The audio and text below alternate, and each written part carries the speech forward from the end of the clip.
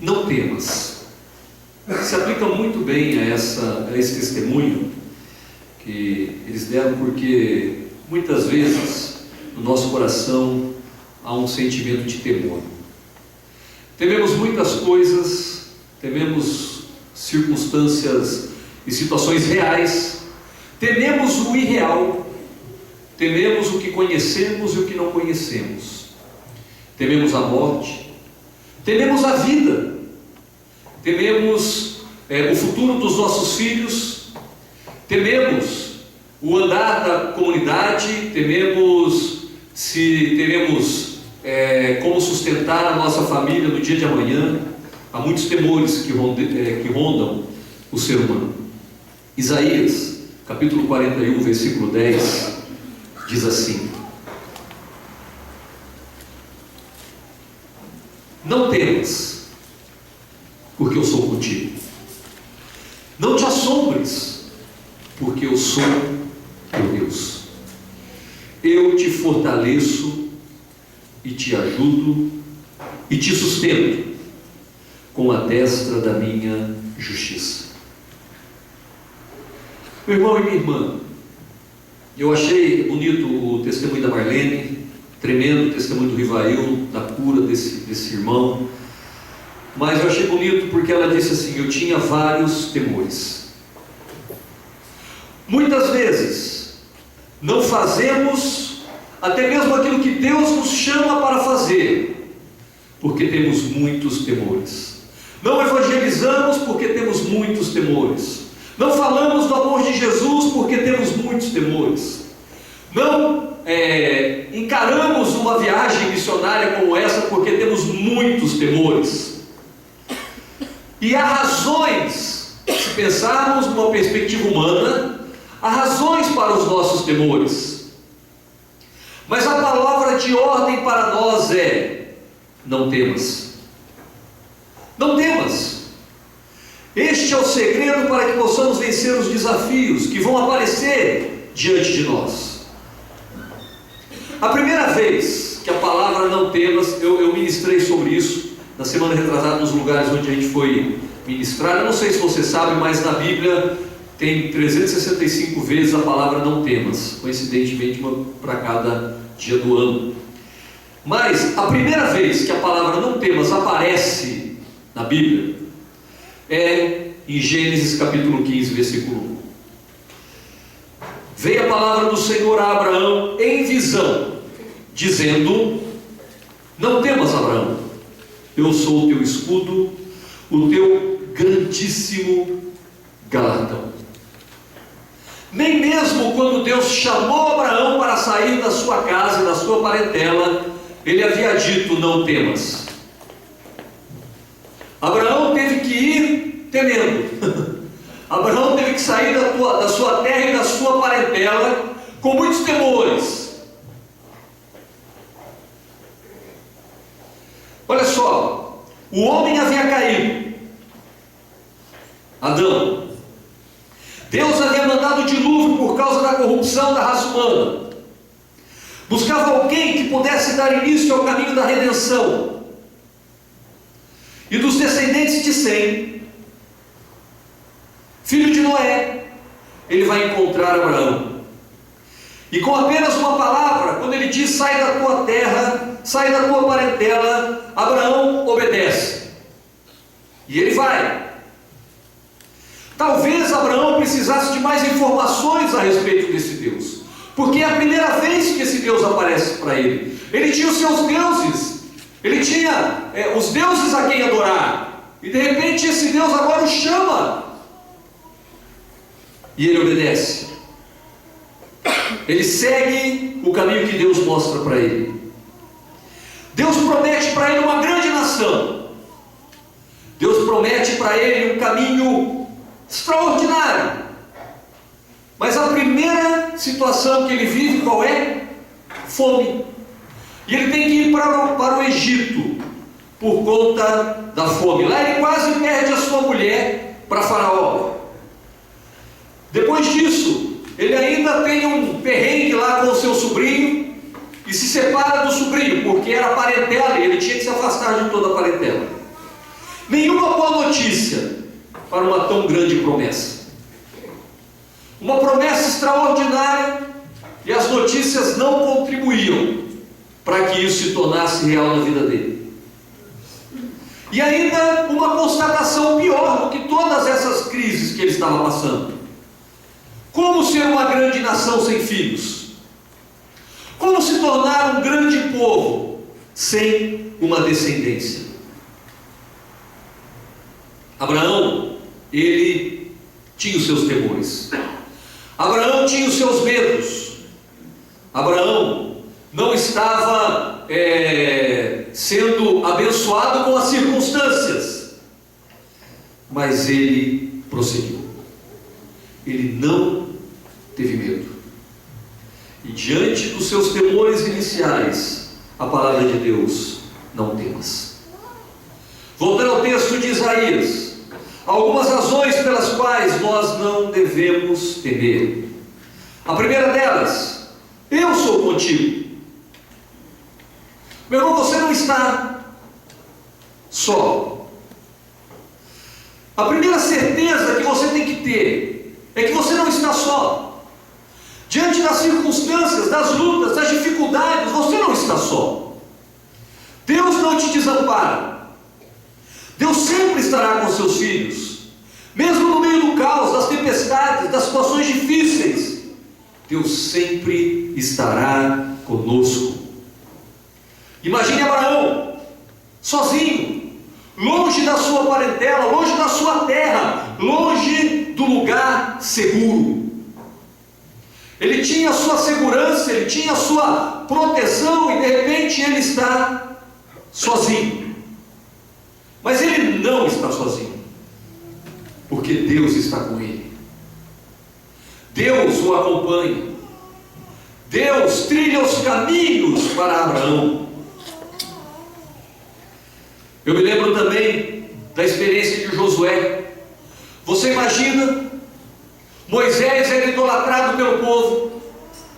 O povo respeitava tão somente Moisés, e de repente Moisés não vai estar mais com o povo, e agora quem está com o povo é Josué. Josué está diante de um grande desafio. Josué está numa situação complicada, porque além de conduzir o povo, ele tem que conquistar o povo, porque o povo só respeita até então a Moisés.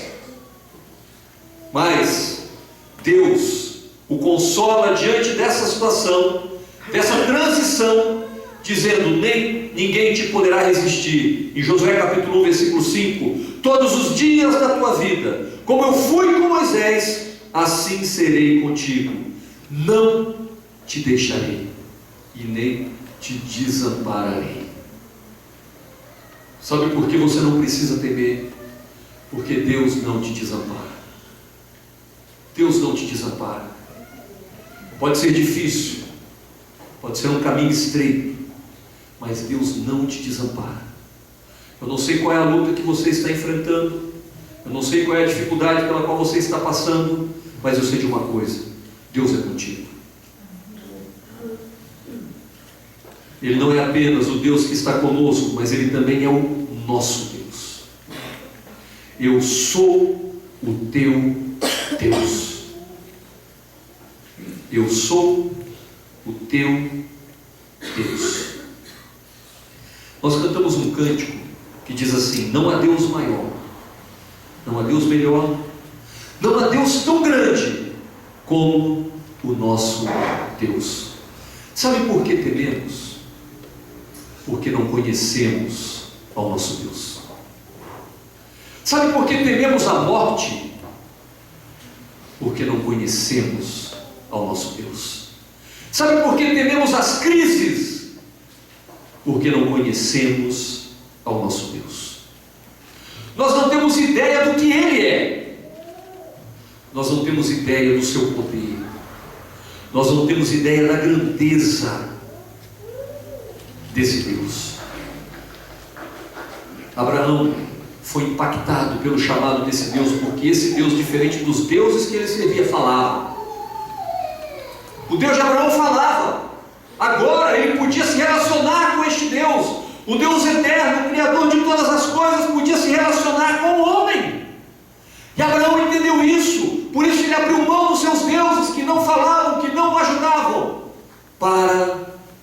estar com o seu Deus.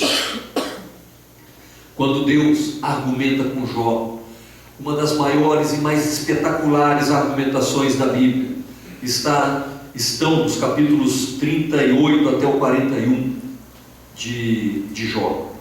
Vale a pena você gastar um tempo lendo, relendo e lendo outra vez. Depois de Jó e os seus amigos falarem e temerem e terem todas as suas angústias expostas, Deus vai e fala de maneira extraordinária.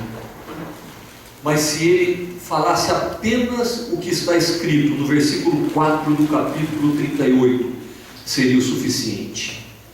Ele introduz a sua conversa, ele introduz o seu argumento com Jó, dizendo assim: onde estavas tu quando eu fundava a terra?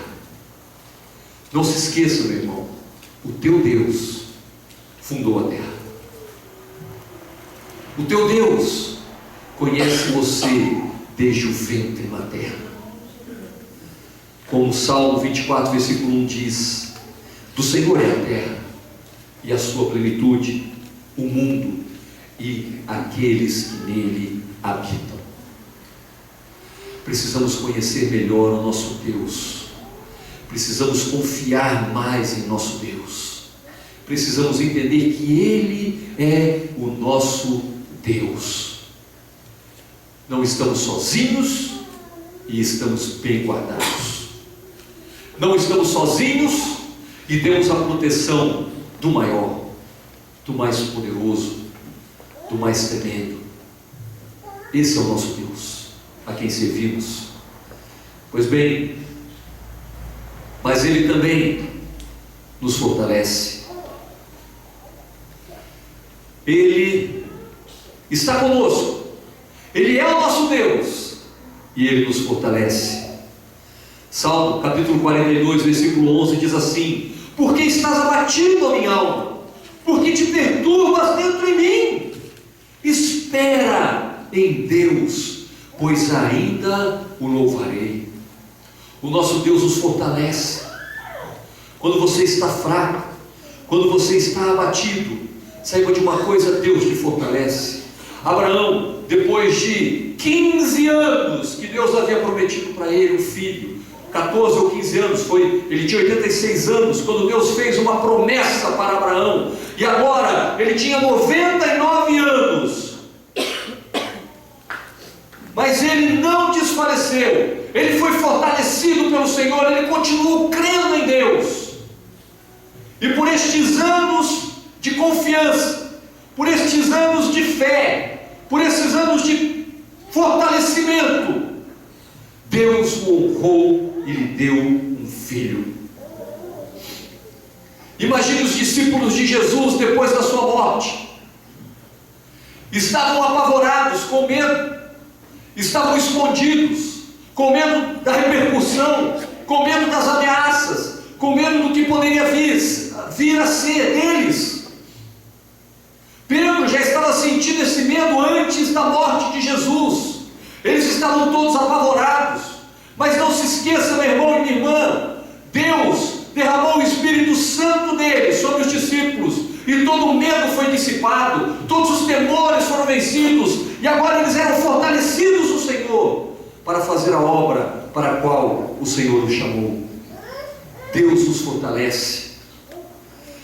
Mas Deus não apenas nos fortalece, Ele nos ajuda nas nossas vidas. Todos precisamos de ajuda. Nós aprendemos desde cedo na vida cristã que devemos levar os fardos uns dos outros para cumprirmos a lei de Cristo. Nós precisamos entender que precisamos dar ajuda uns dos outros. Mas, meu irmão e minha irmã, você pode ajudar tudo que você quiser ao seu irmão. Você pode estender a mão para ele. Se não houver a ajuda de Deus, se não houver a intervenção divina, o nosso trabalho será vão. Abraão entendia tanto essa dependência de Deus.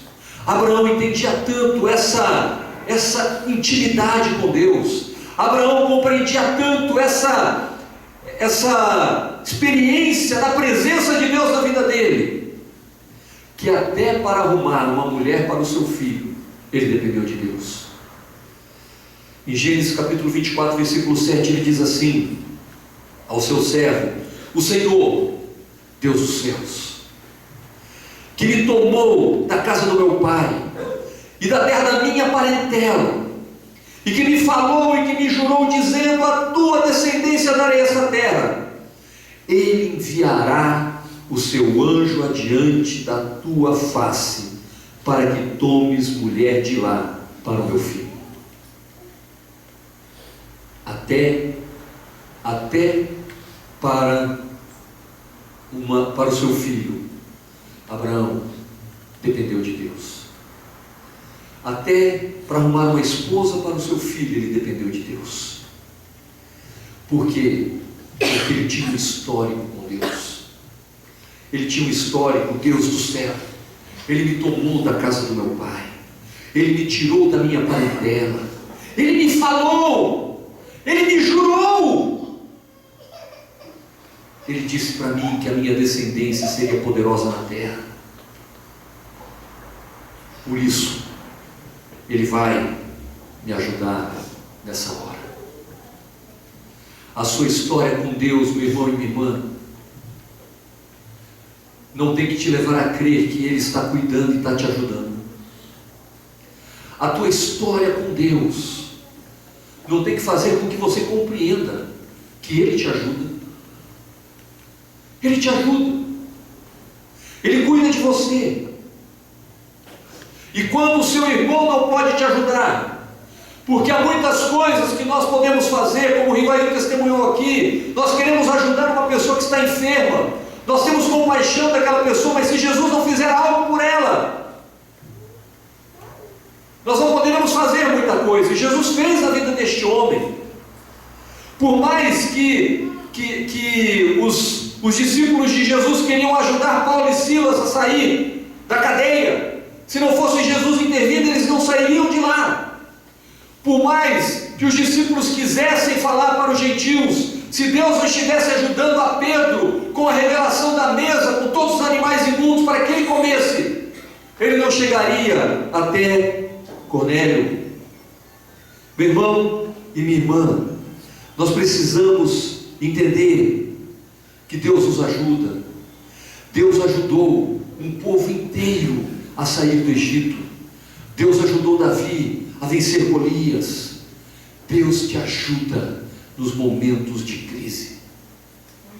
Bonito ouvir, né, da Marlene o temor que ela tinha de não saber como Deus poderia usá-la. Mas como ela mesmo disse, Deus não vai fazer nem antes e nem depois. Ele vai fazer na hora que você precisa. Ele vai te ajudar. Talvez você pergunte assim: mas por que tem que ser na hora? Podia ser antes. Podia ser antes, podia, né? Deus podia tirar a pedra de você antes de você ter a dor que você teve. Mas Deus permite a dor. Deus permite. Deus permite que tantas outras coisas aconteçam. Mas Ele continua nos ajudando. Ele continua cuidando de nós. E por fim, Ele vai dizer: eu te sustento. Eu te sustento. Capítulo 24 de Gênesis começa assim: e era Abraão já velho, de adiantada em idade, e o Senhor havia abençoado a Abraão em tudo. Abraão foi um homem próspero, não apenas pela riqueza que ele teve, mas porque ele foi abençoado em tudo. Abraão podia ter o dinheiro do mundo, se ele não tivesse um filho, ele seria o mais infeliz de todos os homens. Hoje, infelizmente, quando se fala em sustento, quando se fala em prosperidade, se pensa em dinheiro. É um terrível equívoco.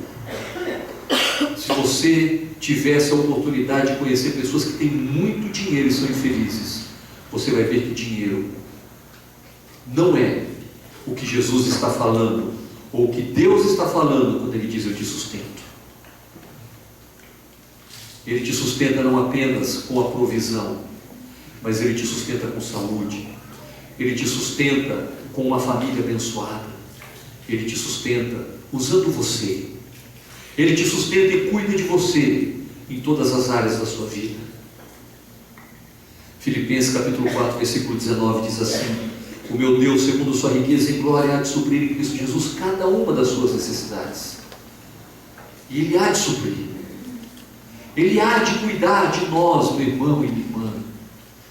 Ele há de estender a mão e te socorrer quando você precisar, de te abençoar quando você estiver necessitado, e mesmo sustento financeiro para que você cuide da sua família, Ele vai te dar. Ele vai suprir as suas necessidades. Um dos textos inspiradores para mim no Novo Testamento, eu me lembrei desse texto no início da comunidade de Atos. Esse texto era uma realidade diária na minha vida. Eu imagino que isso deve ter passado pelo coração do Anderson também, porque era início. Não sabíamos que chegaríamos aqui, e não sabíamos como chegaríamos aqui. Mas esse texto me inspirava. É Lucas capítulo 22, versículo 35. Quando eu vos mandei, sem bolsa, sem alforge ou alparcas, faltou-vos porventura alguma coisa? E eles responderam: nada. Nós estamos vivendo um tempo de crise, mas eu pergunto para você, meu irmão e minha irmã: te faltou alguma coisa? Algum dia você acordou sem uma casa onde você pudesse estar abrigado? Algum dia você abriu o guarda-roupa da sua casa e não tinha uma única peça de roupa para você pôr? Algum dia você sentou numa mesa para comer e não tinha absolutamente nada? E mesmo que você um dia tenha passado por isso, você sobreviveu. Você morreu de fome, você morreu de sede, você morreu ao relento. Nada disso aconteceu com você.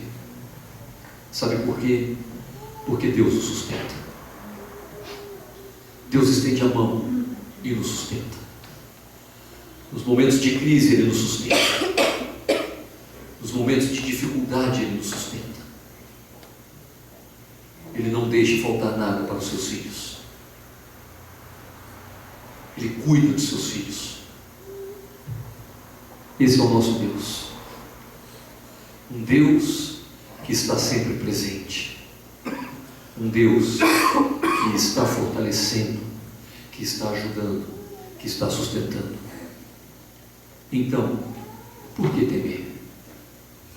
Por que tantos medos nos assombram? Por que tantos temores nos oprimem? Por que temos tanto medo? Por que temos tanto medo do amanhã? Por que temos tanto medo dos desafios? Por que tememos tanto? Meu irmão e minha irmã, sabe o que precisamos? Precisamos conhecer melhor este Deus, que de forma tão maravilhosa tem cuidado de nós. Eu só consigo me lembrar, quando eu penso no cuidado e no conhecimento de Deus que nós precisamos ter, do texto de Oséias, capítulo 6, versículos 1 a 3. Vinde, tornemos ao Senhor, porque Ele despedaçou,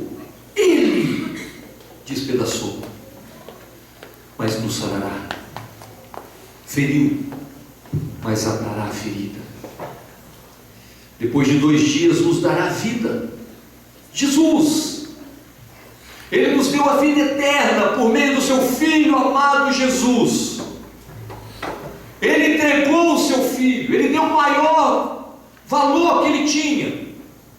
O que Ele tinha de mais precioso Ele entregou por você e por mim. Ao terceiro dia visitará e viveremos diante dele. Então, conheçamos e prossigamos em conhecer ao Senhor. Não apenas conhecer, mas prosseguir conhecendo. Não apenas dar o primeiro passo, mas avançar no conhecimento de Deus. A sua saída como a alva é certa. Conheça Deus e continue conhecendo. Porque ao fazer isso, meu irmão e minha irmã, você vai ver o quanto Ele cuida de você, o quanto Ele estende a mão para te ajudar e para te socorrer. Vamos nos colocar em pé, eu vou chamar o louvor para vir à frente e nos ministrar.